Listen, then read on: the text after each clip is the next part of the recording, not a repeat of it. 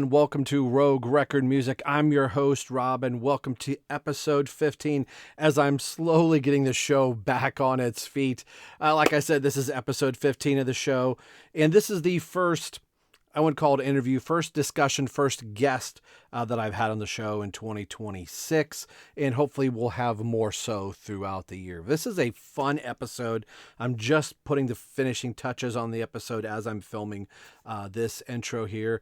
This is with Carla, and if you follow her on RealMemoryBank on Instagram, and I'm going to be hopefully having information populate along the side of the screen or somewhere on the screen here so you could follow her, and plus all of my information down here. And if you haven't clicked the like and subscribe and hit the bell for the notifications, that'll help me out, get my butt in gear to get more content and to be able to help it populate on the interwebs. Okay, there you go. That's the housekeeping. This is a fun episode. I believe I say it in the beginning of this episode. This was something that I saw on Instagram, and the topic was if you could go back in time, or if you could hear one of your favorite albums again for the first time, what would that be?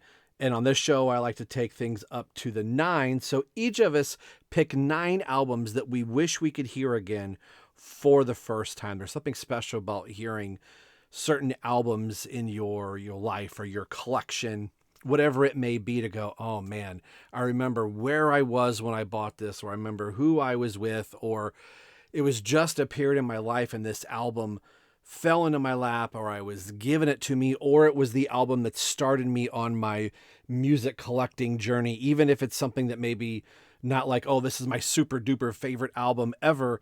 It's an album that got you started, or you're like, no, this is my favorite album, and I remember exactly where I was. Those are the discussions we're going to have. Each of us pick 9 albums and we talk about them and kind of share our feelings of, boy, I wish I could go back and hear this, or I wish I could tap myself on the shoulder and go, you're going to be in such a ride with this band or this artist, or this is going to be the thing that pushes you down the rabbit hole of collecting. So that's where we're going to start this episode. No reason to make this intro go longer. Thanks for tuning in. And all of Carla's information will be down in the bottom part of the description and also scrolling across the screen. So go check her out on Instagram, follow Rogue Record Music, and let's get into Rogue Record Music and start flipping through the bins and see what we find. So this has been 3 years in the making, sadly. I think I had sent you a message shortly after you and I were on Brant's show. I was like, hey, we got to get to do something on Right Between the Eyes, or when I get this new show. And then, life happens. You put up the Christmas tree 2 or 3 times and you go, oh, holy crap, I never circled the wagon back. And before you know it, 1 month is 2 months. And sadly, 3 years later, here we are. So Carla, welcome to the show. It's great to finally get a chance to talk to you again. And like I've said in my little reel, the moment where we were on that show together, I'm listening going, man, that voice sounds so familiar to know that a radio station I listened to here in the Findlay area was like, that's the voice of the person that I would hear on the radio. The Fox, I think, was originally based out of Bowling Green, and Findlay, I think, was the era that it was on. So I just kind of wanted to pick your brain for like 30 seconds. Like, what was it like working for the Fox and getting into just, radio in general? Was this like a passion, like, oh, I want to do this, or how did that shift for you? Yeah, I always wanted to work in radio, or when I was a kid, I wanted to be an MTV VJ. And that was like my goal in life. And then like reality happened and I kind of slowly realized that wasn't going to be a thing. And so radio also was kind of in my plans as well. And it just was one of those things where I just happened to be at the right place at the right time, and things just kind of fell in place. And to be able to do classic rock is incredible, because it's like, I just feel like I'm just at home, like as a kid in my room, just like making a mixtape, but it's radio. So yeah, it was just one of those things that like one of those rare moments where it's like you actually kind of get to do what you want to do. So yeah, it's been really fun, and I'm still a part of it. And yeah, it's just great. You know, radio. People think that radio's on its way out, but it's really starting to come back around. Oh yeah. People are getting really tired of paying for Spotify. They're getting really tired of paying for all of these things. They're seeing the backlash from their favorite artists. The artists themselves are getting really tired of it. And so it's one of those things where it's coming back around and people are realizing the importance of it and the luxury of it, you know? Yeah. So, you know, it's one of those like paying for Apple Music and Spotify and doing all that type of stuff. When you, at least from my car, when you turn the car off and on, it automatically defaults back to the AM or FM stereo until you tell it to go back to satellite. And there are multiple times like driving to work, I'm going, oh, I'm hearing Barry Manilow on the radio, or I'm hearing, you know, whatever it might be, a Boston song that may not be in my rotation of artists. And I catch myself driving the 22 minutes to work, listening to the morning DJs talk about the things that are going in the community and going, I missed that, or hearing like, hey, we have an artist coming in, they're going to do a little thing. And like, you can kind of hear those radio promotions of like, so-and-so is coming to town. Like you're not getting the artist promotion that you're going to have on your Spotify that you're just scrolling endlessly through. Yeah, and that's a huge part of radio is the community involvement. You know, if there's an accident on the highway and it's the way that you are literally going right now, like local radio is going to give that to you. Satellite, Spotify is not. And you don't want to be on your phone with Waze or whatever trying to figure it out. So it's just things like that that really keep radio afloat. And I think, like I said, the fact that it's free and you can just get in your car and it's just one less button and all this. And yeah, it's something that I'm really proud to be a part of. And I'm glad to see that it's coming back. Which is good. And it's one of those things.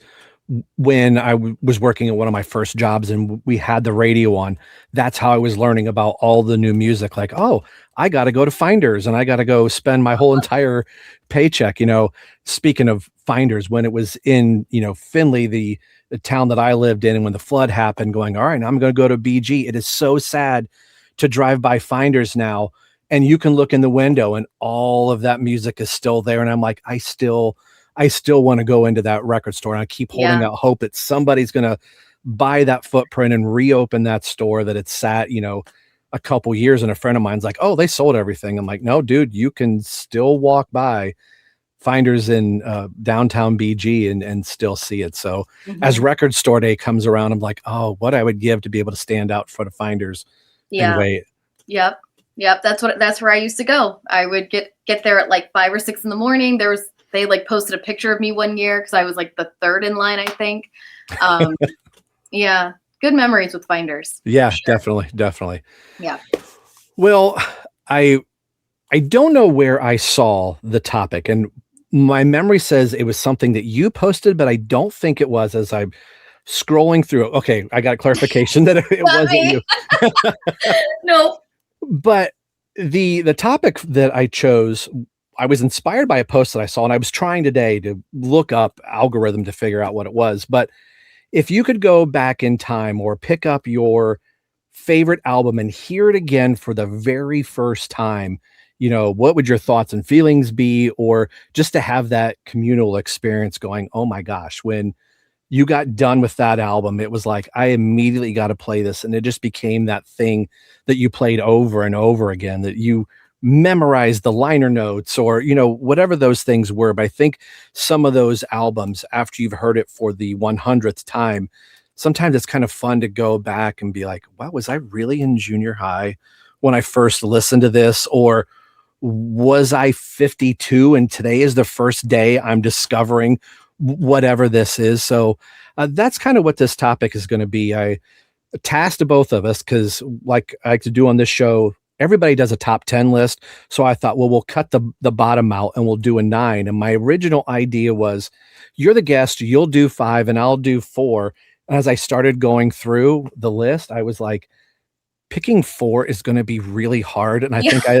I think I like the safety net of going, I'll have my 9, you'll have your 9, and then people will have 18 to Mhm. choose from. It'll be Yeah. kind of curious to see, it'd be great if there was no crossover, and I'll be surprised if there is. Mhm. But so that's what we're going to do on this episode. If you could go back to some of your favorite albums and hear it again for the first time, what would those albums be? What would be your 9? So comment down below, give us your 9 albums that you wish you could go, I want to hear this again for the first time and not know what song 2 is like. And sometimes I think it's even cooler if you were like, I was given this album, I didn't see the video on MTV, I didn't hear it on the radio station, I just got this album, and boy, was it a trip. So I imagine we're going to probably tell some stories about these albums and kind of what they meant to us and maybe even what they mean today. So Carla, guess first. I'm going to put you in the hot seat. I'll just say with mine, I put mine in order. I went chronologically from album release. It's not like, okay, here's my number 1 favorite. I thought this is going to be kind of a time travel for me. So that's how I did mine. I'm not expecting any list unless you have it to share. No, I just went in order of just the thoughts that came into my mind. So I guess maybe subconsciously these are like my top picks. I don't know, but no, they're just in a random order, just whatever I could think of. Welcome to the 9. You may only choose 9 to move forward. No more, no less. The 9 is here. So yeah, I'll go first. It was really hard to back up. My favorite band is Pink Floyd.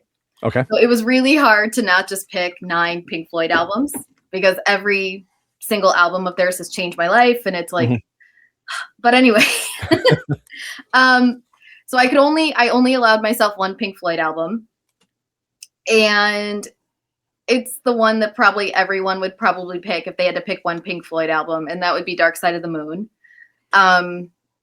When I first heard that album, it's one of those memories where I remember exactly when I heard that for the first time, where I heard it for the first time, everything.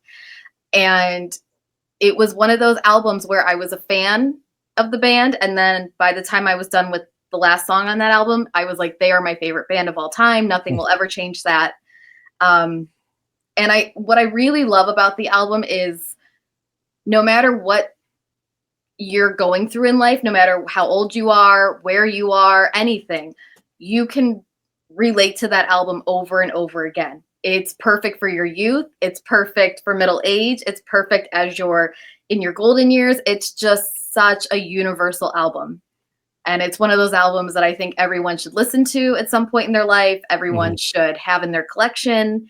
And yeah, it's just one of the 9 albums that I wish I could listen to all over again for the first time, because that was a really special feeling when I did that.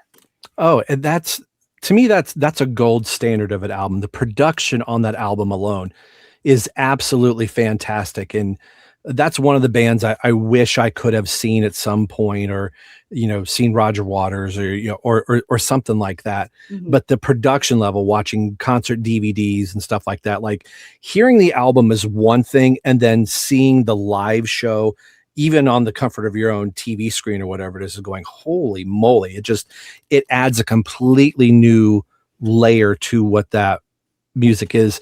And there's a reason why a lot of those songs from that album are still constantly played on the radio. They become that time capsule music, like you said, for every generation. You can find a spot for that. So that's a wonderful, wonderful first pick.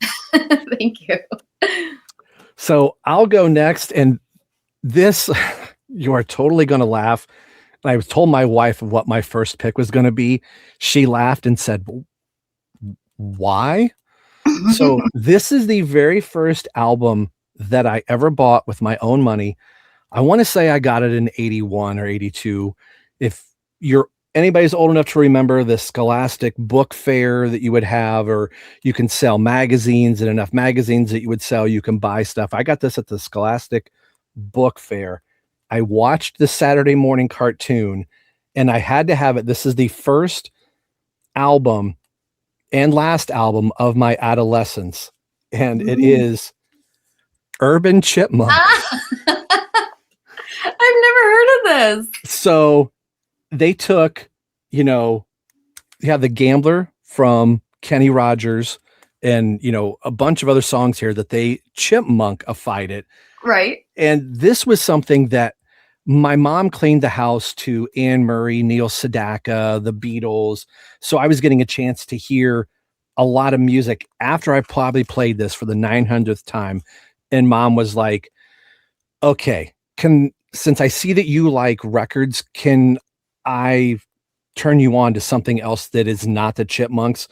So graduating from the Chipmunks to hear Karen Carpenter or Neil Diamond for the first time, this is that first album that I bought something with my money and instantly graduated into, oh, well, there's music beyond the Saturday morning cartoon or what I'm hearing in point B to point radio, point A to point B. Yeah. So that was one of those things that my mother really brought in, music into the house. And she had one of the, old record players that she could put 4 LPs on and each one would drop. And that's what she cleaned the house to. So once that 4th album would drop, she was like, okay, I'm not going to flip everything back over. I need to be done house cleaning. And we would end up be singing songs. So it's more of a lighter note for the Chipmunks, but it's that moment of listening to something more mature and mom going, okay, clearly you like singing along. And I remember she played Kenny Rogers' version of The Gambler. She's like, this is that song that you've been singing along to. And I was like, oh, well, his voice doesn't sound right. Mom's like, no, this is how it really is. So she dug up a lot of those songs on there. So it's an album that I've had forever. So I thought that would be kind of a lighter way to start this, but it's that moment of the second album I bought was Alabama's Roll On, which I've got back there. So, I went from Alvin and the Chipmunks right into Alabama, but then followed up by the Beatles and so some of those other things. So that's my first one, Alvin and the Chipmunks. If you want a nice little laugh, go look it up. You can hear the whole thing on, I think it may be on Spotify, or I know it's on YouTube. I saw that today. So I will have to check that out. Also, speaking of Neil Sedaka, did you hear? Rest in peace. I know. I love Neil Sedaka. Same. Yeah. And he is going to feature in very, very quickly into a list somewhere. You'll see where it comes. Cannot wait. Okay, so my next one is I always have to preface. I always have to start by saying by Friday I'm done talking. I always have to start by saying when anyone asks me what my favorite album of all time is, I have to say all of Pink Floyd's albums are first, and then the rest of music is second. So my favorite non-Pink Floyd album of all time is Roxy Music's Avalon. Oh, okay. And I have all these on vinyl. I should be holding them up, but I was running out of time. Anyway, that album, so I did this thing where I would just think of a random band or artist and I would listen to their whole discography at work. So while I was prepping my radio show or editing or doing something, I was listening to a whole discography of a band or artist. And I had chosen Roxy Music because I hadn't listened to a lot of their stuff in a long time. And I quickly fell in love with the band. And then when it got to Avalon, which was their final album, it was just it was like hearing music for the first time in a weird way. It was so beautiful and just so this is everything I want in an album. And I only allow myself to listen to it once a year because I don't want to ever get bored with it. And I don't ever want to get used to it. So I try to continuously chase that feeling of listening to it for the first time by only allowing myself once a year. So yeah, isn't that funny how there are certain albums that you'll listen to and go, I don't want this to feel old. I'm only going to play it X number of times. And there are certain albums that I want to repeat a certain song. I'm like, no, I'm going to play it through and then I'm going to be done with it for a while. And, my wife or some friends will go, but I thought you said this is a favorite album. When's the last time that you played it? I'm like, oh, I don't know. It's been however long. They're like, well, clearly it's not your favorite. I'm like, no, it is. I don't want it to not be. I don't want it to be Def Leppard's Hysteria that I've heard 900 times that I go, now I really don't want to play Hysteria. I've worn its welcome out. But the flip side is there are some albums you can just play over and over and over again, and it never gets old. But yeah, it's that weird trifecta of things. Like I'm only going to play it a little bit, or I've overplayed it, or I can never get enough of it. Yes, and I've tried to like just listen to one song, but it's one of those albums for me where it's like once I started it, I have to do the whole thing. It's a all-in-one sitting album for me. And like I said, I don't like to listen to it too often because I still don't, I couldn't tell you, like, I couldn't name the track list like I can for a lot of these albums. Like I can't list, like, I don't remember the order they go in because again, I want that feeling of like, oh yeah, just chasing that feeling of hearing it for the first time. And I like doing shows like this because I'm not very familiar with their music. I could probably pick a few tracks here or there, but so that's something, as you're saying this, I'm making notes and going, oh, that's something I need to check out and going, why are they not on my radar? Yeah, they're great. Awesome. Well, you mentioned his name. I said, oh, that he's going to feature into this in a little bit. So I felt like we were the last house in the town I live in to get cable. It wasn't until my dad found out, oh, I can watch sports and stuff, that's how we're going to get cable. So of course I was glued to MTV, and a certain mania had retaken MTV, and their popularity really started going through the roof. They were my first concert ever, my freshman year of high school in 1989.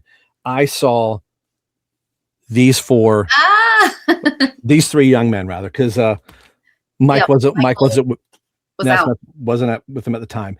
So because of MTV's resurgence of the Monkees, when they're like, we don't have a lot of music videos, they started playing Monkees episodes. And I'm never forget my mom going, what are you watching?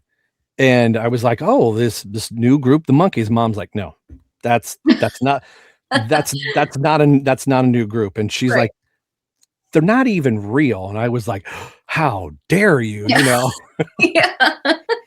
But as much as I like the Beatles, if I was going to choose the Monkees or the Beatles, I'm going to choose the Monkees 9 times out of 10. There was just, I think, something about MTV and something about, seeing them and then actually getting to hear and then seeing names like Neil Diamond, Neil Sedaka, and every once in a while you would see Nesmith and Torque or Jones, and I just became so infatuated with the Monkees that when Guns N' Roses came out, I'm like, oh, Axl Rose is doing the Davy Jones.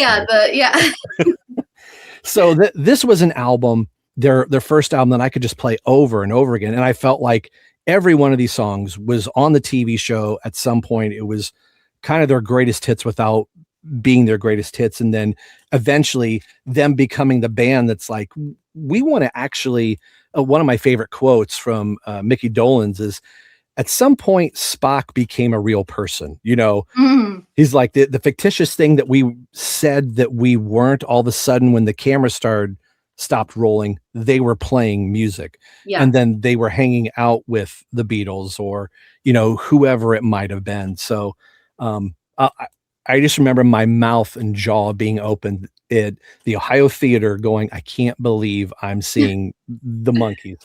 So this is an album that I associate more with the TV show, but when I first got it going, just what a joy that it was to experience that. I kind of wanted to be able to re-experience discovering the Monkees in 1986 all over again, when I thought I had discovered them and found out that my mother had discovered them way before I even did. Yeah, And it was that really interesting time of Nick at Night, and yeah, MTV playing that and VH1, and like it was weird because like this is cool, but then like your parents are like, I watched this, and it was this kind of interesting bonding moment. And yeah, I mean, they did kind of have a moment because there was that like 60s, 70s resurgence in the early 90s.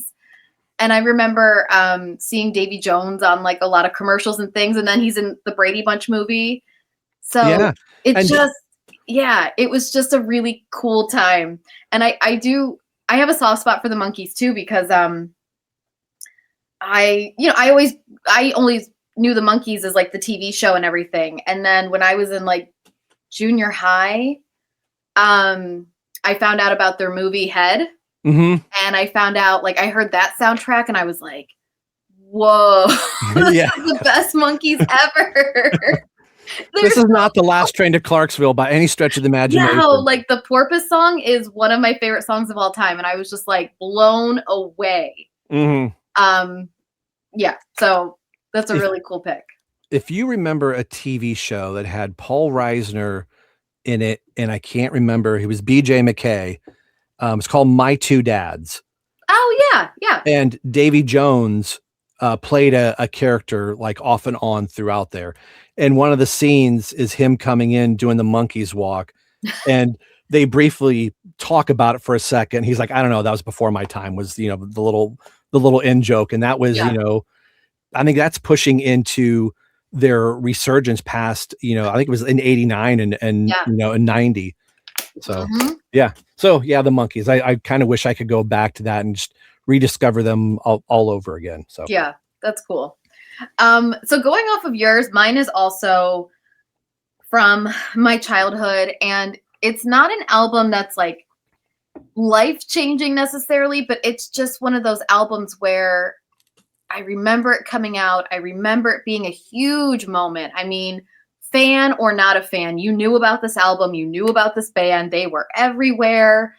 And it is the debut album from the Spice Girls, Spice. I was an elementary. It's back here somewhere. Oh, awesome. Awesome. Yeah, I know it's somewhere in my basement, but like I was in elementary school when that came out. And I mean, to me, there's like before the Spice Girls and after the Spice Girls. And especially being a girl in elementary school when that came out, like that was your life. Is all you did at recess was pick out which Spice Girl you were going to be, getting in fights because you want to be posh and the other girl wants to be posh and there can only be one posh. And, you know, it was just such an incredible time in music, in my opinion, because it was such a huge, that British invasion coming back. Yeah. And then here's this girl band, this like girl pop band. You know, it was kind of a boys' game, this British invasion. And then these girls show up and they are just their own thing. And we had never seen anything like them before. They were very risque. You know, I think about some of the songs that I like sang, and I did, like, me and my friends, we did little like dances for our parents. And I'm like, we are not, why, you know, I think about it now, like, oh my God. Why am I singing Two Become One? Yeah, exactly. Like, why am I singing that in front of my parents and like not understanding? And like, yeah, but it was such a special time. And I remember hearing that music, that album all the way through and just falling in love and with that band. And yeah, it's still a really fun album. Whenever I hear it, I get really happy. It just makes me feel really good. And I'm still a huge fan of them. Like once you're a fan, you're always a fan. So I'm a closet Spice Girls fan. It's out of my reach, but it's not on that album, but their song Goodbye. Oh yeah. I mean, I think once you get past the, you know, tell me what you want, what you really want, you're like, oh my gosh, you know, I had bought the album. I don't even remember why I did. I don't know if there was a girl I was into at the time that was like, I like the Spice Girls. I'm like, well, I got to have this in the car. That once I got past that first song, I was like, they are really good singers. The musicality is wonderful. And then getting to see them on the Lenos and Tonight shows and all those different things, I started getting interested in the band that they had. Like, okay, the musicianship of the musicians backing them up is really good. And they sound even better live. So I remember when the second album came out, I was like, okay, that was a day one buy for me. Like, I like falling into albums that I go, oh, I think I need to have this for whatever. And even my friends are like, you have a Spice Girls album?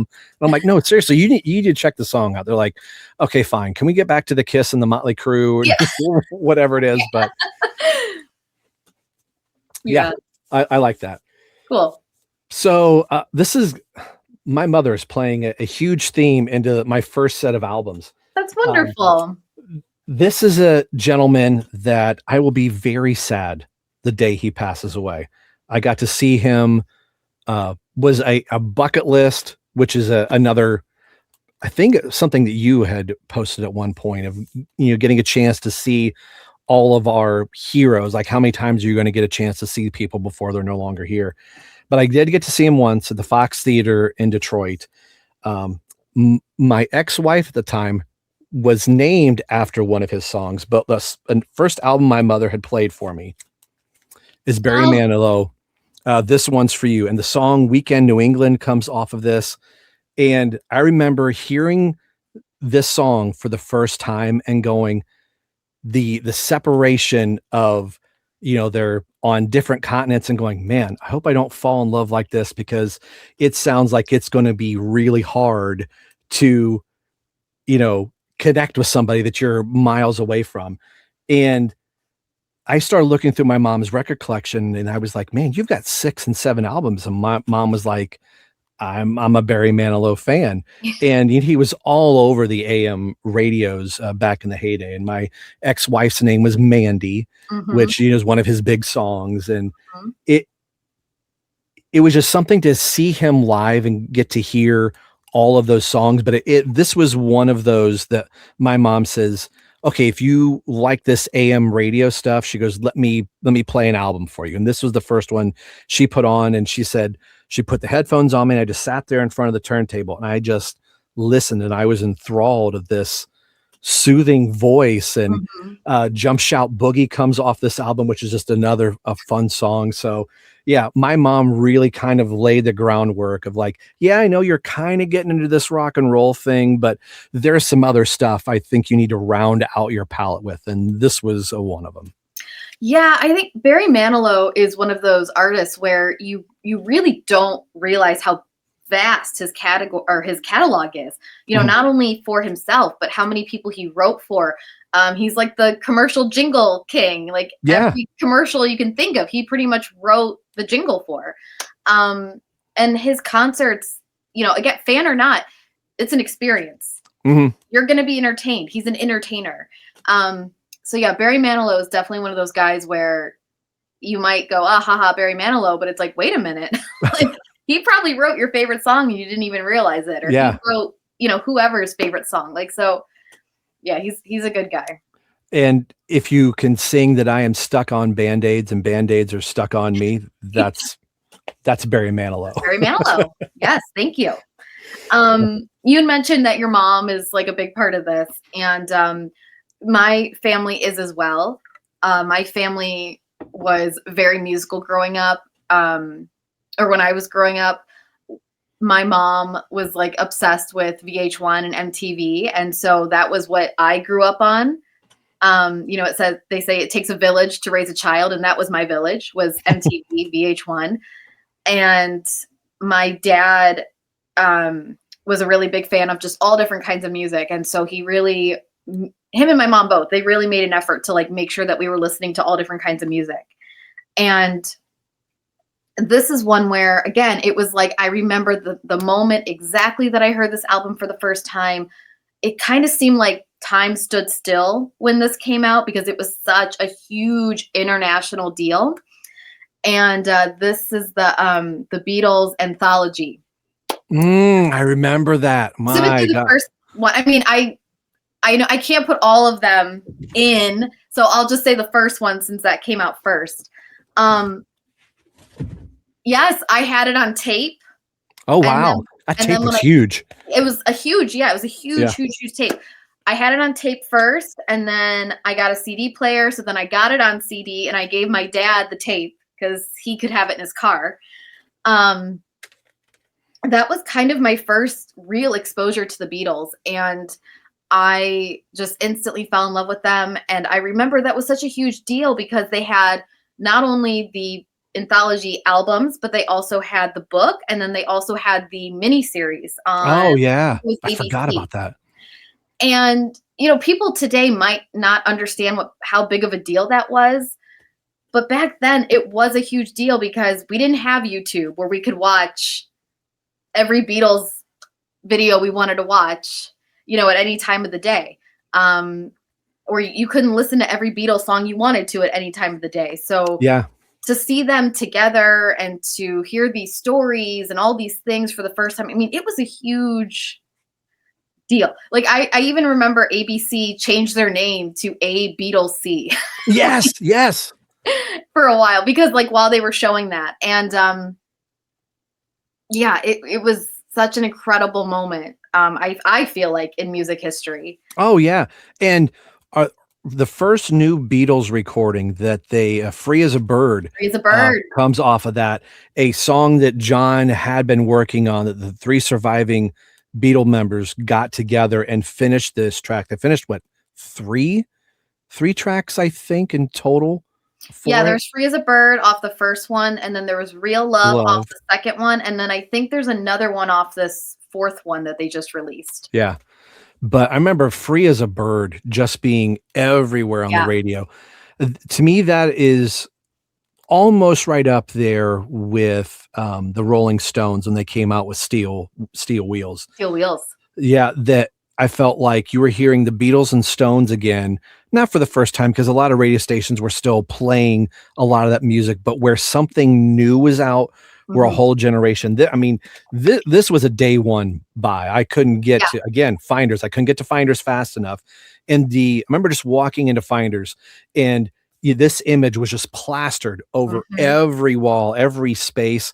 And they had just gigantic rows of cassettes and CDs sent out. And they had, I think the owner had said they had a table in the back. They just gutted like the whole B section, and that was just filled with nothing but Beatles. He's like, we're going to sell out of these by the end of the day. And I think the following day we went back to see, and he only had, just a couple, left over. Just what a big deal that was. And knowing like, I got to get to Finders when it opens at 10 o'clock, because I don't know. And there was a line out at Finders, which was really kind of cool. And the demographic of the ages for people that were there were just, across the gambit. A kid in high school is buying a Beatles album, and then, my parents are in the line as well. It was just, yeah, like I said, like it was really cool because my dad specifically was the one that really led me down that path with the Beatles. And like I said, I had it on tape, and then I gave him the tape when I got a CD player. And it was just, it's hard to, if you weren't there, it's hard to describe what it was like, especially for younger people. They might not understand, like, well, why didn't you just go on YouTube, or it's like, I know 20 years doesn't seem like a lot now, but 20 years back then was like to not hear your favorite song. Like, it was just a different time. And yeah, I heard Free as a Bird on the radio the other day, and I lost my mind. I was in the car and I was driving, and I was like, there's no way this is on the radio right now. Carla, you're killing me. I want to get through this podcast really fast because I need to hear Free as a Bird again. Yes. Well, it's been fun having you on now.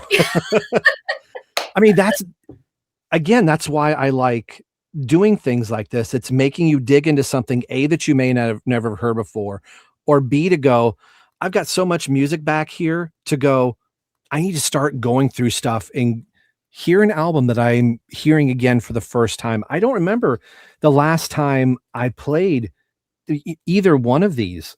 And I think I'd win what was the documentary they just did? Get Back or Let It Be? Get Back. Yeah. I think like that might've been the last time I listened to the anthology, which was not all that long ago, but still it's one of those that, when I said, oh, the Monkees or the Beatles, I'm going to, choose the Monkees. We may be tipping the scale, maybe 50-50, because there's something about the Beatles that is just timeless. That, talking about the British invasion, you tied that really nicely with the Spice Girls and the Beatles there. Don't think that didn't get noticed. So That's not where I thought you were going to go with this. Talking of MTV, I thought you were going to go with this next gentleman. Dominated the airwaves and brought home more Grammys than anybody possibly could that year. There's a famous photo of him holding all of his Grammys for his multi-billion trillion dollar album, the Thriller. I can't believe he said the talking about if you weren't there when this album came out and when the music videos came out. I remember seeing the music video for Thriller and kind of hiding behind the sofa going, I don't understand what's going on. And my mom going, what in the world are you watching? I'm like, Michael Jackson. She goes, that's no Michael Jackson I've ever seen before. Yeah. The talk about putting out a greatest hits album before you put out a greatest hits album. The songs front to back off of this just read like the playbook of this is how you do it. And this is how you sneak Eddie Van Halen into your album, that Eddie says, I'm just going to play on this kid's album. And the Van Halen had a rule like, hey, we're not going to do anything outside of the band. And he's like, I'm going to play on this kid's album. Who's going to know? Right. And one of the biggest songs and guitar solos that I've seen on YouTube countless times over and over again. The guitar player in my band knows the guitar solo ish for Beat It, Right. But this is one of those when I finally got the album. I wish I only had it on cassette, so this was one of the reissues.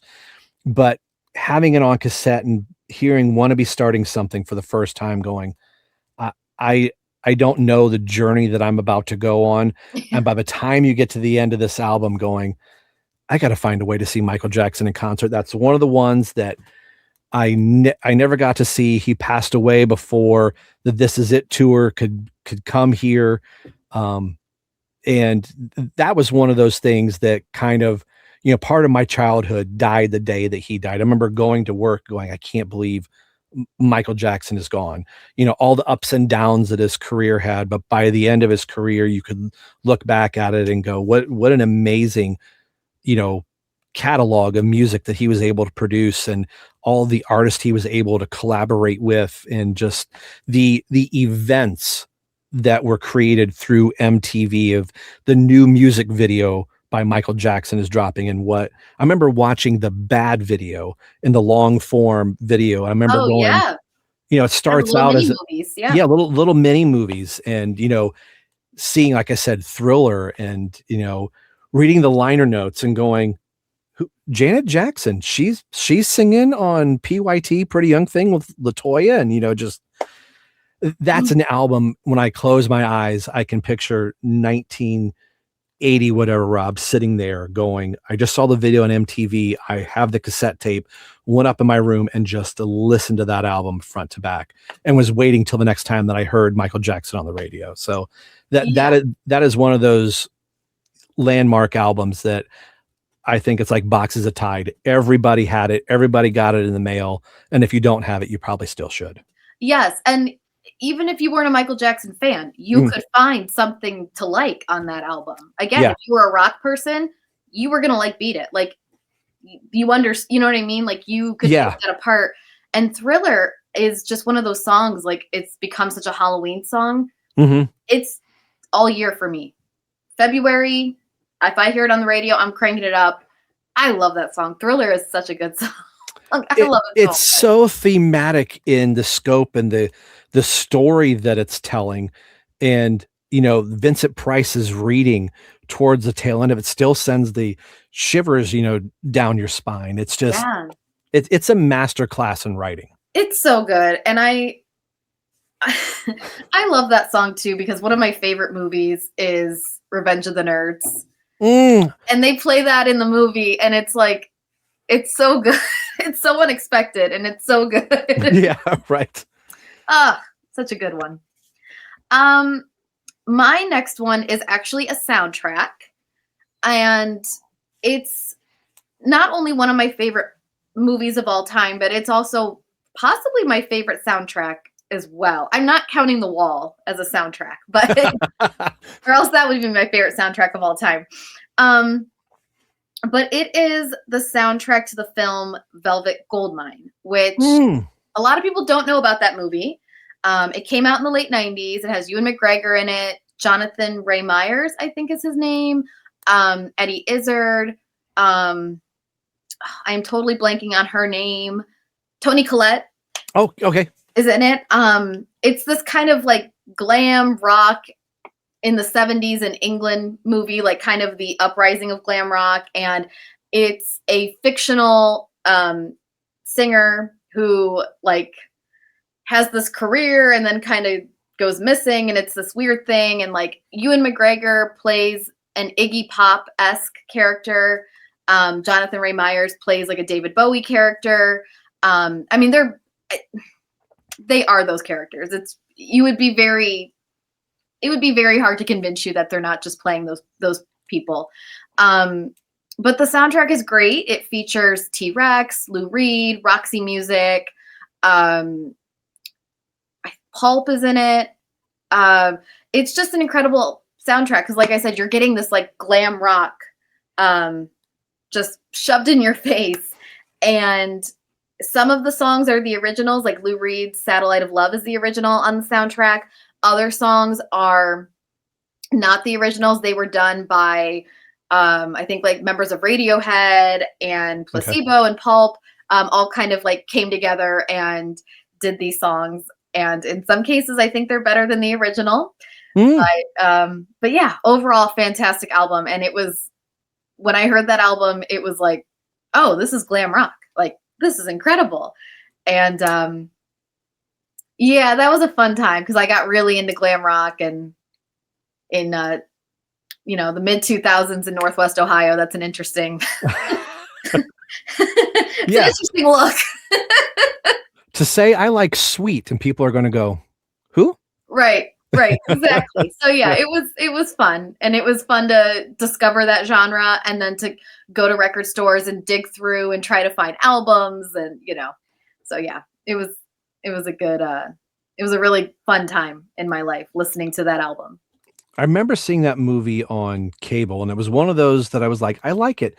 I need to track it down. And I never got it on VHS or DVD, but if every once in a blue moon I'll see it on, I'm like, oh, I never catch it at the beginning. I catch it midway through, and I was like, well, I'll finish it. You would think now with the DVR, I could just hit record and it'll go, oh, if you want to start from here, and I'll record the beginning. Do I? No, I don't, for whatever reason. It's a great movie. I recommend it to anyone. Christian Bale's also in it. I would just say it might not be like a family film. Like, I would not watch it with your family.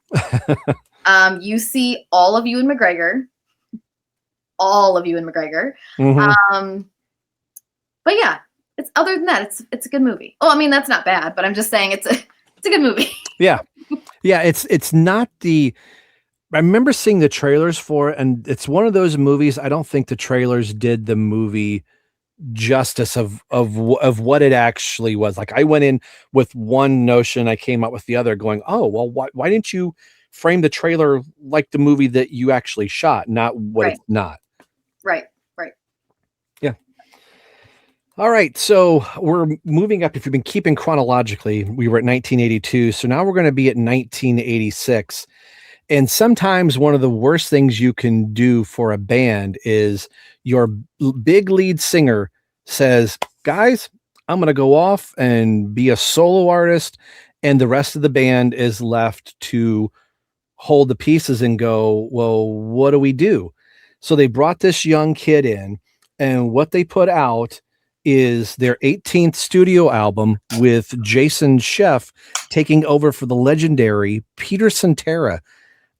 Will You Still Love Me is the lead-off single, and I can remember clear as a bell listening to WKXA when this song got played, and I went, I need to send this to every single girl that I've ever fallen in love with, because it is saying exactly, this was my first Chicago.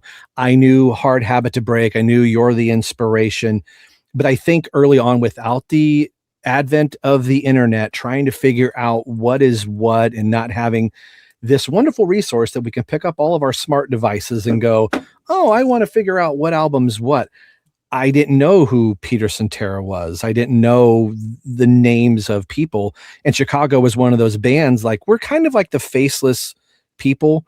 It wasn't really until Chicago 17, 16 that through the advent of MTV, they started doing music videos. But this was one of the first music videos that I remember seeing by the band. And just what a brilliant song is. She Would Have Been Faithful comes off this album, Niagara Falls. And I instantly became a fan of Chicago and instantly was like, I like this Jason Chef guy.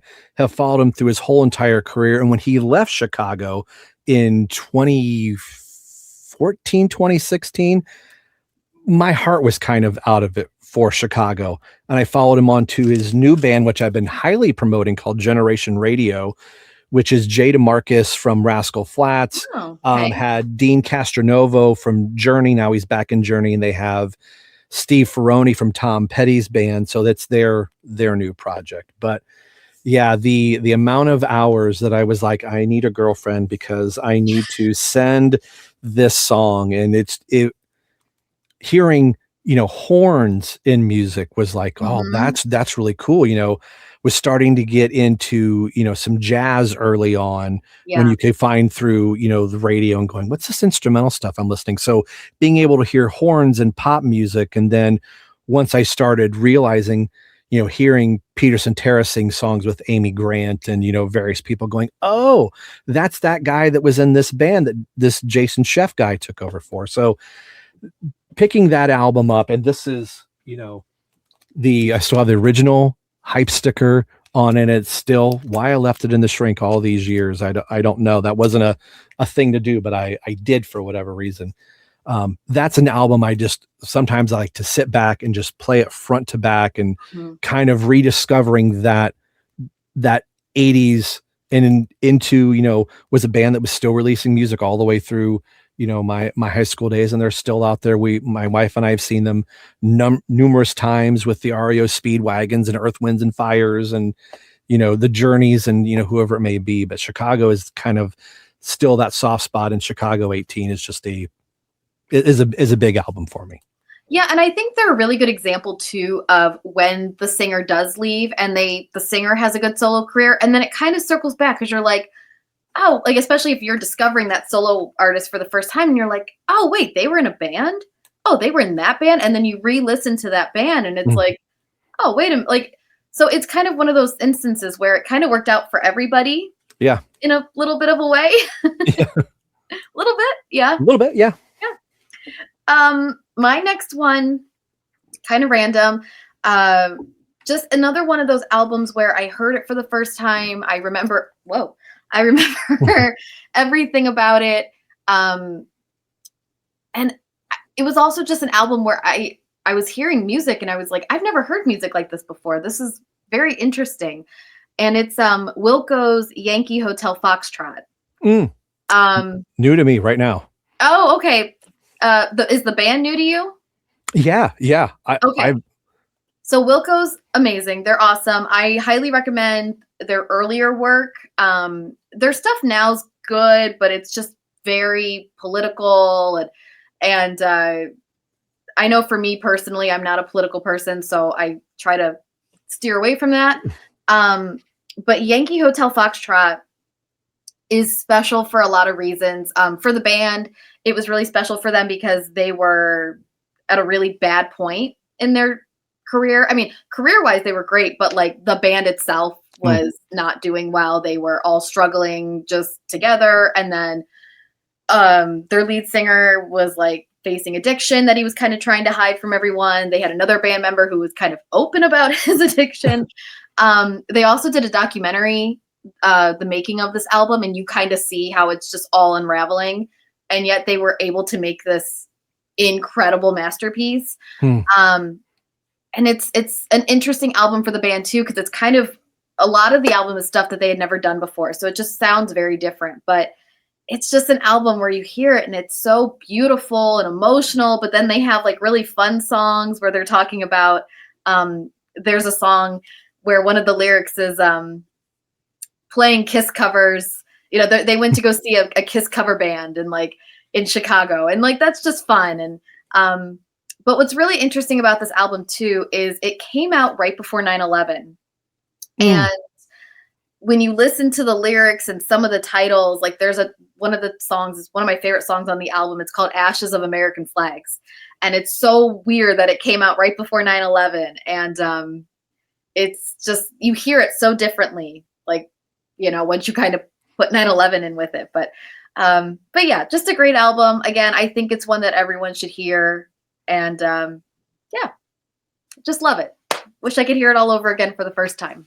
Making notes again. I like doing shows like this because you may get turned on to something that you've never heard before, and to know that there's a Kiss reference in a song, I'm like, how does that not fly into my radar with all this Kiss paraphernalia up around me? So right. Well, I'm going to check out Urban Chipmunk for sure. As well, you should. And then you're going to go, Rob, you didn't have, what was your 10th album? Because I know that you know. So the last album I said, talking about lead singer, your eyes lit up for a second because I wondered if you thought I was going to go here. So when your big lead singer leaves the band and that guitar player has played on this other kid's album, how are you going to follow Diamond Dave? Well, you'll kind of do it with this album, 5150. I remember listening to the local rock station. I'm just going to say it was 106.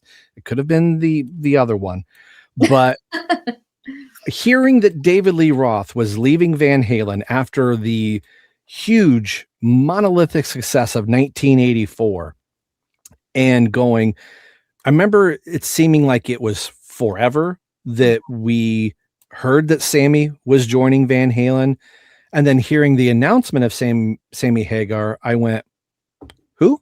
Yeah, right. And going, Sammy Hagar, why do I not know that name? I probably should know that name. And then thanks to my local rock radio stations, I Can't Drive 55 was being played all the time. And I'm like, or heavy metal. Yeah. Or heavy metal, or, one of my favorite Sammy songs is Red. I absolutely love that song.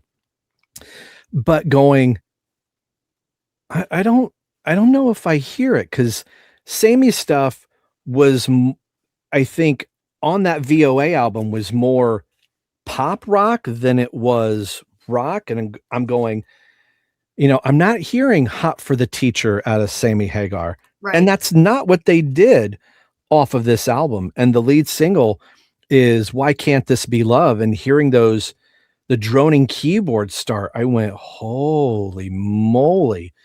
So that too, I would like to say it was a day one buy. It was probably a day one, the day that I heard the song on the radio before I knew the album was released. I just went to the local record store and I want the new Van Halen album, 51 something, I think is what I said, not knowing what 5150 meant. And then getting the VHS Live Without a Net, going, this is fantastic. And getting to hear Sammy's songs meld in with Van Halen. I became a Van Hagar fan right from the point. And I'm in that camp of Dave and Sammy. It's going to be Sammy.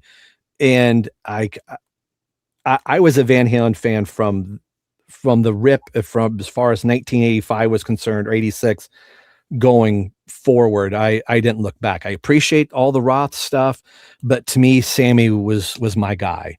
And knowing that the 5150 is getting a remaster and it's coming with all this goodies, and Live Without a Net is getting packaged as part of the DVD bundle, just makes me so happy. And I wish Alex would just kind of let it go with Sammy and really just kind of revel in what Van Halen is as a whole. So he won't do it because of Eddie. He won't. No, he won't do it because of Eddie. Their relationship's really fascinating because Alex 100% just like Eddie was the leader, and whatever Eddie said, Alex followed. If Eddie said, we don't like this person today, Alex said, we don't like this person today. But yeah, I mean, Van Hagar and Van Halen, I mean, I think I'm in the same camp as you. I think when I really break it down, I do like more Van Halen songs with Sammy. They're more musical, in my opinion. There's more to them. Yeah. Whereas like the David Lee Roth ones, while they are incredible and amazing, it is just like that rock, like we just Yeah. want to make it big, and like, you know, and Dave's just larger than life. And with Sammy, you're like, but can Sammy do those jumps that David Lee Roth can do? Can Sammy wear those pants that David Lee Roth can wear? And then you kind of realize, oh, they're not just going for like a replacement. No, they're doing, in very few bands can successfully pull off the lead singer replacement. Yes. I had Motley Crue's 94 album with John Corabi originally in my list. I love that album, but it hit fans at a weird spot, and you got grunge and all that stuff. That's a topic for another day. I did get to see Van Halen live one time, and it was with Gary Cherone in the lead vocal spot, which I thought Gary did a fantastic job. The only time Roth and Hagar songs were performed in one concert, not just Sammy doing Jump and Panama.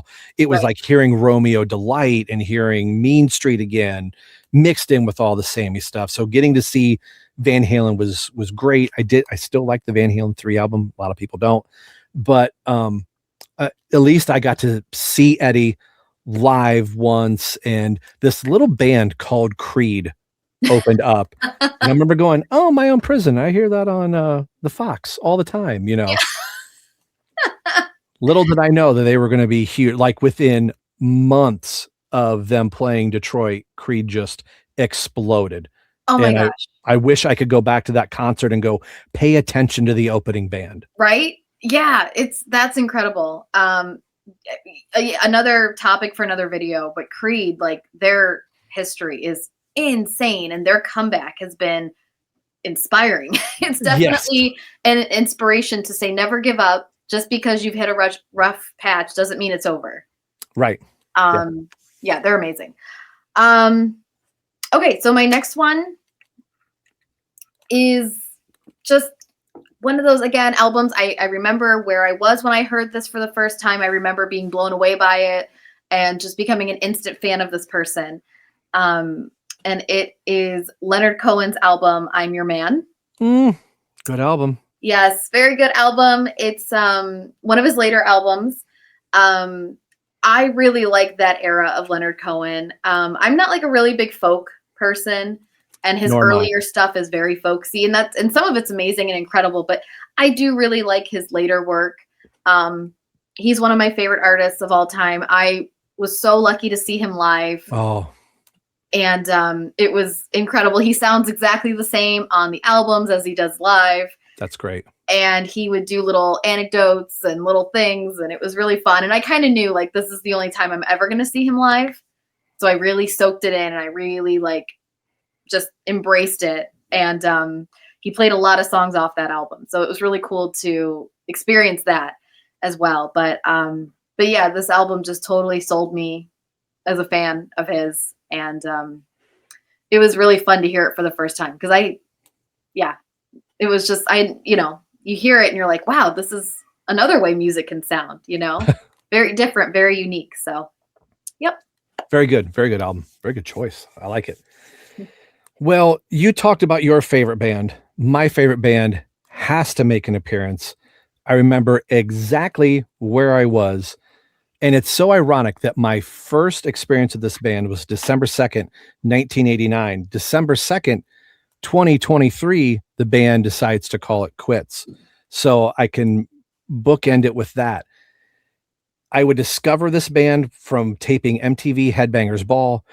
I knew the band previously. I wasn't a fan. I knew sporadic songs, and some songs that I knew once I became a fan of the band, I was like, oh, I didn't know that was them. I didn't know that. I didn't realize, like, why are they not wearing makeup when I discovered them? So we're watching Headbangers Ball, and the new song at the time was Hide Your Heart, comes off of Kiss's Hot in the Shade album. And I wish I could say this was my original. I had a cassette tape, but I found an original pressing that still had the hype sticker. It still has the original shrink. Anybody that says, in the advent of CDs, when CDs came out, we realized, oh, we can put 70 minutes of music on it. We'll front load, 15 songs, 16 songs. People saying, oh, this album is bloated. It probably only should have been 10 songs. In 1989, to get a cassette tape originally and going, looking at all the tape in there and going, when this was the only Kiss album I had to digest, all 15 of those songs were the only ones that I knew. I played this album front to back, and then realizing I get a mixtape from a friend in school who goes, okay, I see you have this Hot in the Shade album. Let me show you some of their other stuff. So I was getting the Detroit Rock Cities, and, I've said on the Right Between the Eyes show, the first version of Beth that I hear is the Eric Carr version from Smashes, Thrashes, and Hits. Wow. So to this day, hearing the Peter Criss version, something always sounds off because it wasn't the first version of Beth that I heard. I so desperately wanted to see this tour. I was too young, Mom said. You're just a freshman in high school. And then sadly, we would lose Eric Carr in 91. Yeah. So I didn't get to see one of my early drumming heroes. So when the next album, Revenge, came out, I've told Mom I am going to this show. But this is still an album, Michael Bolton has a co-write of Forever on this. And I remember being in art class and we had the radio on and hearing Forever come through the radio going, I'm hearing a Kiss song that I know. It's not Detroit Rock City. It's not Rock and Roll All Night. It's Forever. Right. Or it's Rise to It. And yes, I know it's 15 songs.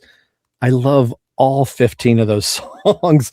And it's that album of going, I really had the preconceived notions of the makeup were one thing that now I'm just listening to a band that I felt like I'm discovering on my own for the first time. And by the time I get to the end of that album, I was like, I think I just found my favorite band. I'm not following the Bon Jovis and the Def Leppards that MTV which those are all great bands. I love all those. But Kiss became that thing that I went, why aren't they getting the MTV play that all these other bands are? Why this? Why that? And it's still an album that I absolutely love. And I always say, oh, Revenge is my favorite album. Truth be told, it's probably you never forget your first Kiss is what I always say. And it's that was my first Kiss. Yeah. Well, earlier you said that you didn't think we were going to have crossover. And we came so close on this one. So close. And it's funny that, like I said, I just randomly put these in order. And it's so funny that I have Kiss as mine as well for this number. But it's not Hot in the Shade. So again, like I had mentioned with Roxy Music, I was doing this thing where I would just pick a random band and I was like, I'm going to listen to their whole discography. And I had known about Kiss. Like I knew all their radio singles. I watched Gene Simmons' Family Jewels. I knew, a brief history of the band and the individual members.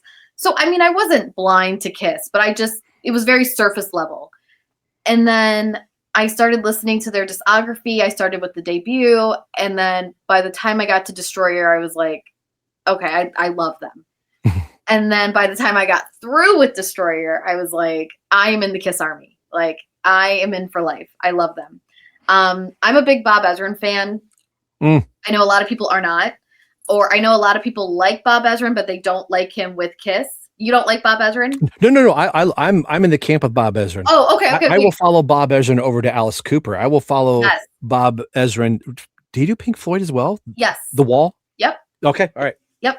Yeah, I really, really like Bob Ezrin. And sometimes he knocks it out of the park. Sometimes, but he's incredible. And I love his work on Destroyer. And so that's the album I picked. I just remember when it got time to that album and I put it on and I still remember being at my desk and within 5 seconds just kind of going, whoa, this is different than the first three albums. And just so fun. My favorite Kiss song is on Destroyer. Everyone makes fun of me for it because it's Great Expectations. That's such a great song. It's so good. I don't allow Great Expectations hate speech in my life because it is a very self-indulgent Gene Simmons song, and it is all the better for it. It's you get that choir at the end of it, and you go, that's pulling out all of the stops. If there's a pinnacle moment of like what Destroyer is, it's Great Expectations, and that gives you the landscape of the rest of the album, I think. Yeah, and it's such a great example of, again, just Bob Ezrin getting it and just working with Gene. And Gene, yes, it's so self-indulgent. It's so Gene and what Gene thinks every girl is thinking when he's on stage. But he really did a good job of that tone, that you are that fan in the audience, and everybody has had that moment where they're just like in love with the person on stage, and like he just perfectly captured that. And I love that song. And like I said, when I was done with that album, I was like, they are now one of my favorite bands. They pushed some other bands like down on the list, and I put Kiss. It's like Pink Floyd and then Kiss, and I had other bands higher, and they kind of got pushed down by the end of Destroyer. So I just, yeah, such good memories listening to that. And that was another one where it was like, I got to the end and I immediately went back to number 1 and I started again. And I think I didn't get to Love Gun, like, because like the other albums, like I finished it and then I'd go to the next album. Yeah. And that was like the first one where it was like, no, I'm going to listen to this a few times before I move on to the next album. So, and they have, speaking for a Kiss fan, I think there are multiple albums in the catalog that you can go, okay, I can breeze through the first 4 and get to Alive, and then hit Destroyer, and there's the repeat album. And then you kind of get a little farther and you got another repeat album. yeah. Like they have different benchmarks that just kind of went through depending on where you were in your life. And me being like the 80s hair metal guy, I start getting into the Crazy Nights and Asylums and, the Lick It Ups, and I could just repeat any of those and just various different times. And the palette is just so deep of like, okay, clearly this is their glam phase, and this is their hair metal phase, and this is their dark black leather with Revenge phase, and they put out a 90s grunge album with Carnival of Souls that I absolutely love. It's so good. And then you got stuff like Dynasty that is straight up disco. And at work, I hear I Was Made for Loving You all the time. And all the time. I think it wasn't in the Barbie movie or something like that. I think maybe I'm wrong. I know it was in Moulin Rouge. Yes. That was another one that it was in. Yeah. Yeah. They're an example of a band that had everything working against them in terms of just popularity in the beginning. And then all these lineup changes and just the way music was, the direction it was going in. And they had so much working against them, and they were really able to just fight through all that and survive and prevail. And yeah. Awesome. The band that will not go away, and that kind of did things to their own tune, sometimes to the detriment of an album for them. And talk about Bob Ezrin putting out Destroyer, and then they put out the next album with Bob Ezrin being Music from the Elder, going, these two cannot be polarizing enough. And then get Revenge out of Bob Ezrin and going, there's this weird thing with Kiss. But yeah, again, having done a Kiss podcast for so long, I could easily turn this right back into a Kiss podcast and not even try. Yep. So my second favorite band, and they are very influenced by your favorite band, Rush and Pink Floyd, they list as one of their inspirations. Their posters and stuff are on the back part of the wall here. I know I heard this on the Fox in an era when grunge was really taken over. I hear what I would later figure out was progressive rock out of Dream Theater. And an album that I didn't realize I needed at the time, that this comes out in, 91, I believe. So grunge in the Seattle scene is really starting to make its way, and the few hair metal bands that are hanging on by a very loose thread.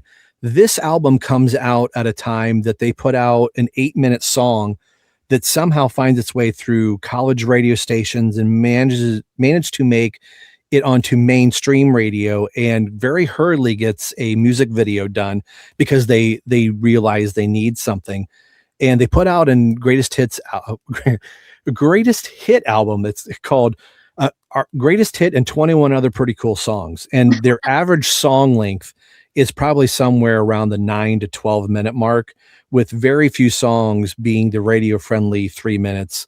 They'll put out songs in the 46-minute mark where they put a double album out with only 6 songs on it. But this was one going, I don't understand what the time signature of this song is, and trying to figure out, are they playing this in 1916? It's not 4/4, but the composition of this and the landscape that they were painting with this palette for images and words was just something mind blowing when hearing all this Alice in Chains and Nirvana. This wasn't that. It is a very polished and very musical landscape that they're going through, and I became an instant fan. And this is their second album, and this is the one that broke the floodgates open for Dream Theater. I got to see them on their 40th anniversary tour, have met the band at a VIP thing when Mike Portnoy had come back. Their replacement drummer, Mike Mangini, who was in the band for 13 years. I'm a big, huge fan of his, and he's played with Extreme and, a bunch of other, artists as well. But Dream Theater is one of those for me that hits that drummer feeling in me that's going, this is beyond the normal landscape of what I was currently listening to, and music can be something bigger and broader. And that band really opened it up for me. So that's one of those albums I wish I could go back to after hearing Pull Me Under on the radio, going to Finders, buying the CD and listening. That was the first single, the first song on the album, and getting to song 2, knowing I don't know what's next. And by the time you get to the end of that album, I was going, my heart's about ready to explode, because this was a musical journey that it's just, I'm still reveling in 40 some years later.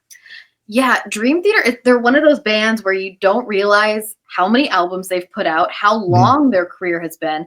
It's one of those two, like they're one of those bands where, can you name some of the members?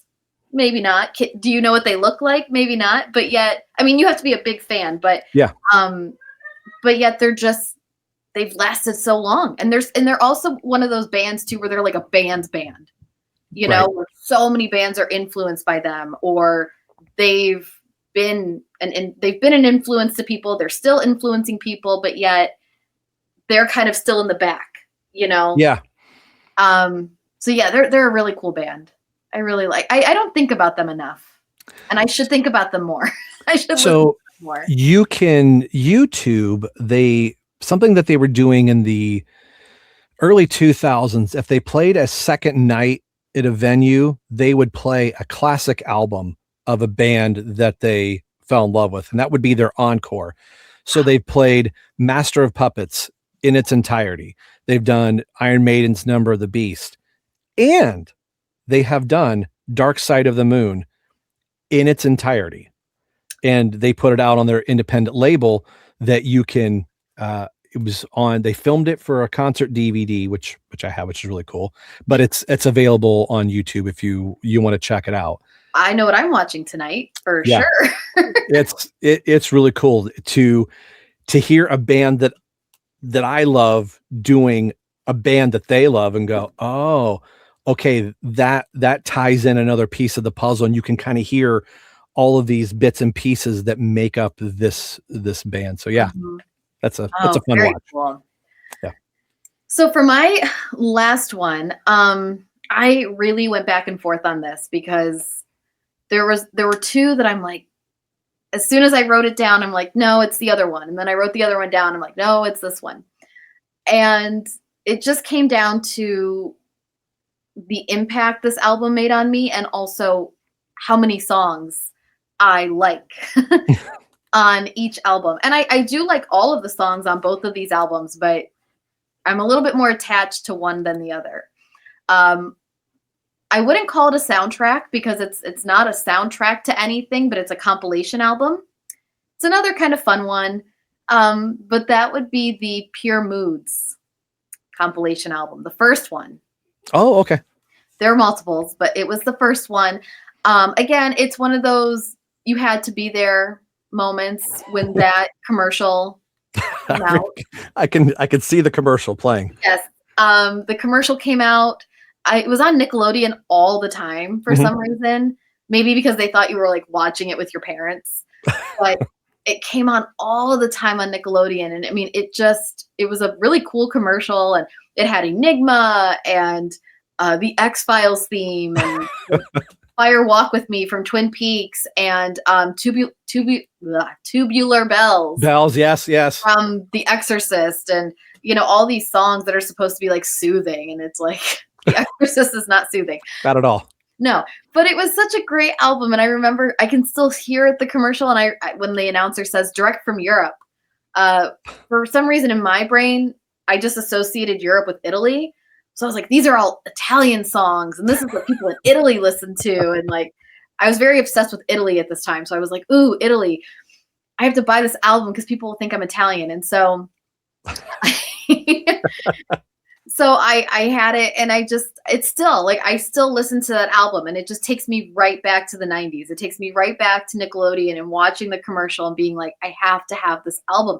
And it still holds up. So many of those songs we still hear today and we love today and are still a big thing today. So yeah, that album's just really, really special to me. And the first time I heard it, I was like, I just felt like happy and good and joyful. And I don't know, it was a really good time. So I wish I could listen to that again for the first time.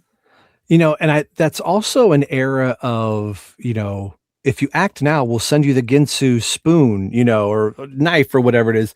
I feel like there was always that Time Life, album, or, arena rock, or all those type of things that you would see commercials for, and the number of records or CDs or whatever it was that I would get sucked in, either watching something in late night or, like you said, a Nickelodeon or something, going, do I really need this?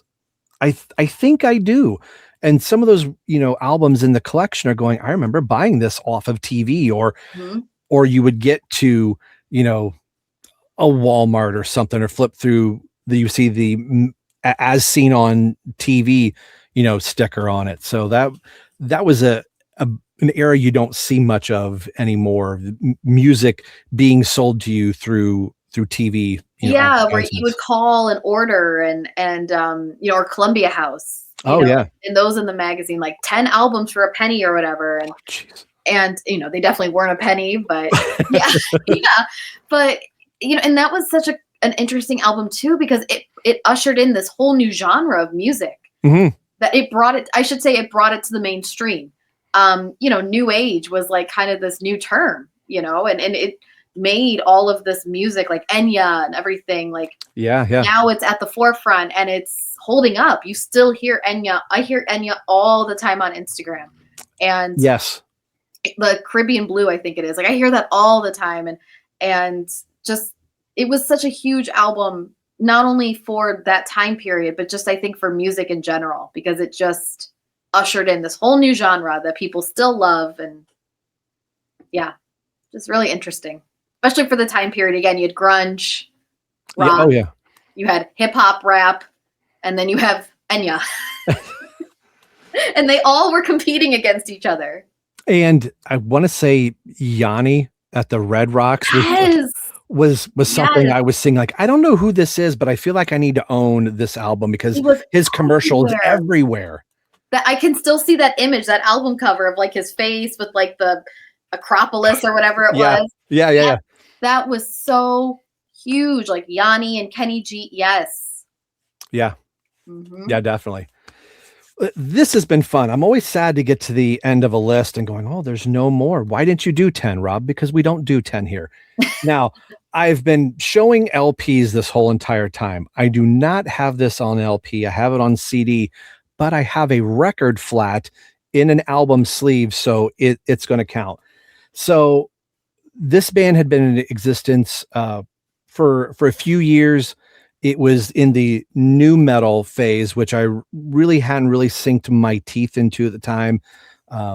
I had got divorced in 2002, and for whatever reason, I discovered this band through, I'm trying to remember what the new video channel was called. wasn't MTV and VH1. Was it The Fuse? Was that Fuse. what it? Yes. Yes. So I saw their single called The Enemy, and I was like, I need to check this band out. And my roommates were like, you don't know who these guys are? And it's a band, Seven Dust. And this album, here's the back of the record flat, Seasons. This album had just hit me, and I think one of the great things about music is no matter like what you're going through, you're like, nobody understands what I'm going through. Yeah. For some reason, all the songs on this album spoke to me in a way that I was like, do they know I just went through a divorce and I'm in my lowest rock bottom that I am? And some of the songs are aggressive, where Morgan Rose the drummer is like, I need to punch somebody in the face and I'm gonna tell you why. And other songs like Broken Down, where you're going, I am broken down, but there was something uplifting about all of their music too. That's like, okay, I know you're in your low state, but there's something better to move and live for. And I went to go see them live, and seeing them live, I think Cold was the opening band, and then it was Seven Dust. There was somebody else locally from Toledo. I think I went and saw them at Roxanne's. I think that's where they were playing. And I was just blown away. Instantly became a lifelong fan of the band. My three favorite bands being Kiss, Dream Theater, and then Seven Dust. For my 50th birthday, my wife got me tickets and VIP package to meet the band. And my Facebook profile is me at sound check, just staring up at the stage going, I can't believe I'm this close to the band. And it's one of those, when they say, don't meet your heroes, you'll be disappointed. Yeah. They couldn't have been nicer. And to be able to shake LaJohn's hand and say, you don't know what your album Seasons meant to me. It got me through a really dark time. And each of the guys are like, oh my gosh, it's so good that you're spending your birthday with us. And they couldn't have been nicer. And all of them were like, we're glad to see that you're here standing in front of us. And, it was so cool. And that show was so awesome. And Seasons is one of those, I wish I could go back and hear it again for the first time. And listening to it now, I would love to tap myself on the shoulder and say, I know it's 2002 right now, and I know this sucks, but in 2007, you're going to meet your future wife, and life is so much better than you can imagine. So I love the ability to be able to time travel with an album. And that's just one that if I have a grail, I need to find this on vinyl. The record label they were on was really screwing the band over, and it's very hard to find this on there. So anybody sees it out there, let me know, and hopefully I don't have to sell a kidney for it. Right. So that is my final album of albums I wish I could listen again for the very first time. Yeah. I hadn't thought of, I'd never thought about this. And then as I was going through, it just was really fun because, oh yeah, I remember this time in my life. I remember that time in my life. And a lot of memories came up from making this list. All good, but just, it was just really fun to relive some of those moments again. And, I've listened to these albums over and over, but I never thought about them in do I remember the first time I heard this album? Yeah. So doing that for this was really cool. Really, really fun. Yeah. I'm glad that you've been able to do this show and peek behind the curtain. Like I say, we were originally going to do this a couple weeks prior, and we had set it all up, and it was my birthday weekend.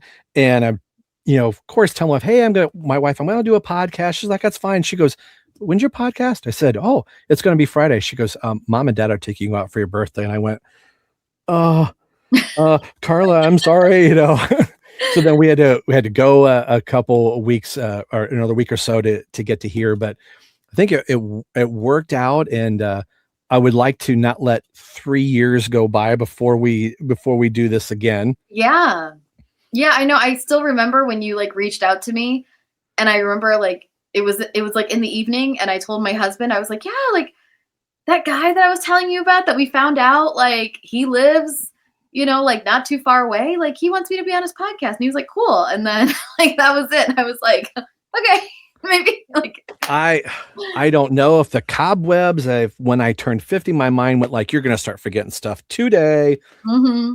But yeah. But that was so fun when we realized like how close we lived and how like you had heard me on the radio. Like that was just so funny how we discovered that. And if I remember correctly, you said you were not on the bus trip for the Kiss concert. Is that right? The reunion. Okay. No, that was before my time at the station. Okay. Gotcha. Yeah. But, yeah, I'm still on it. I do a show Sunday afternoon. So yeah, so I'm still a part of it. I mean, I think with radio, once you're in it in some way, shape, or form. It doesn't really leave you. Now, I do have one lingering question I've been dying to ask because I see it on your Instagram profile and it's listed for YouTube channel. It says coming soon. Is there any update on it coming soon? Because I know what it was like to do Right Between the Eyes, and we were churning out a podcast for about 3 years. It was an audio only. Then we started folding in the YouTube stuff, and that kind of like fell apart. And then trying to, rebuild something again and going, okay, now I'm just talking to a camera, and it's always so cool to have somebody to bounce a conversation off of. So I can totally get and understand going, I don't know how to organically do this myself. So I speaking to somebody that's trying to do it themselves, I can get that. So I'm just kind of curious, is there a show somewhere? Yes.